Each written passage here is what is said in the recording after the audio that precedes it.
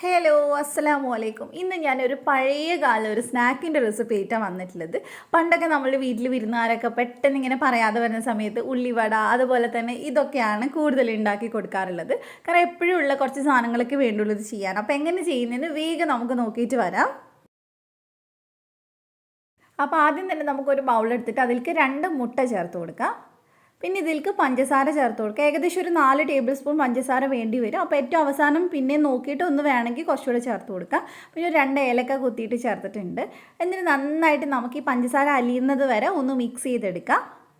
ഇതിനെ നുള്ളിയിട്ടതെന്ന് പറയും. നുള്ളിയിട്ടതിനെ പല രീതിയിൽ ഉണ്ടാക്കും കേട്ടോ. പഴം ഇട്ടിട്ടൊക്കെ ഉണ്ടാക്കും. അപ്പോൾ ഇതെന്ന് പറഞ്ഞാൽ വളരെ സിമ്പിളായിട്ടുള്ള ഒരു സ്നാക്കാണ്.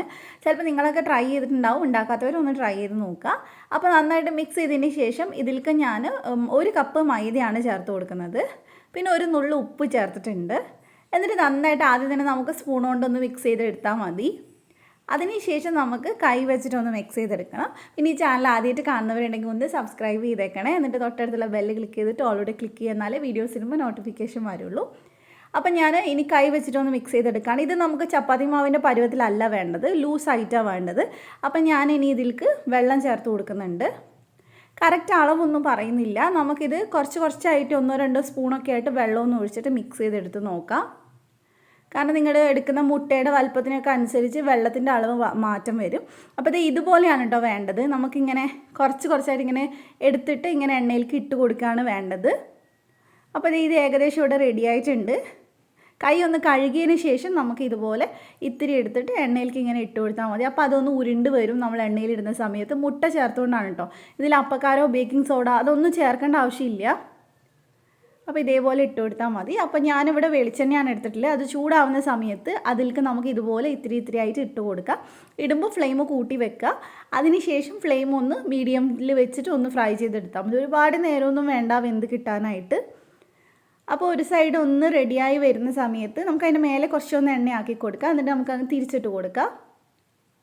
നന്നായിട്ട് മുക്കി പൊരിച്ചെടുക്കുകയാണ് ചെയ്യുക. നിങ്ങൾക്ക് കുറച്ചും കൂടി സോഫ്റ്റായിട്ട് വേണമെങ്കിൽ ഒരു നുള്ള അപ്പക്കാരൊക്കെ ഇട്ട് കൊടുക്കാം. പക്ഷേ ശരിക്കും പറഞ്ഞാൽ നിർബന്ധമില്ല. നമ്മൾ 2 മുട്ട ചേർത്തിട്ടുള്ളതല്ലേ. അപ്പോൾ എന്തായാലും ഇത് സോഫ്റ്റായിട്ട് ഇരിക്കും. അപ്പോൾ എല്ലാം ഒന്ന് തിരിച്ചിട്ട് കൊടുക്കാം. ഇത് നമ്മൾ ഇപ്പോഴും നോമ്പാവുന്ന സമയത്ത് 1-2 ദിവസമൊക്കെ ഉണ്ടാക്കി അങ്ങനെ കഴിക്കുകയൊക്കെ ചെയ്യും. കാരണം വളരെ സിമ്പിളായിട്ട് നമുക്ക് അധിക സമയമില്ലാതെ ചെയ്യാൻ പറ്റുന്നതാണ്. അപ്പോൾ ഇത് 2 സൈഡും നല്ലോണം മൊരിഞ്ഞ് വന്നിട്ടുണ്ട്.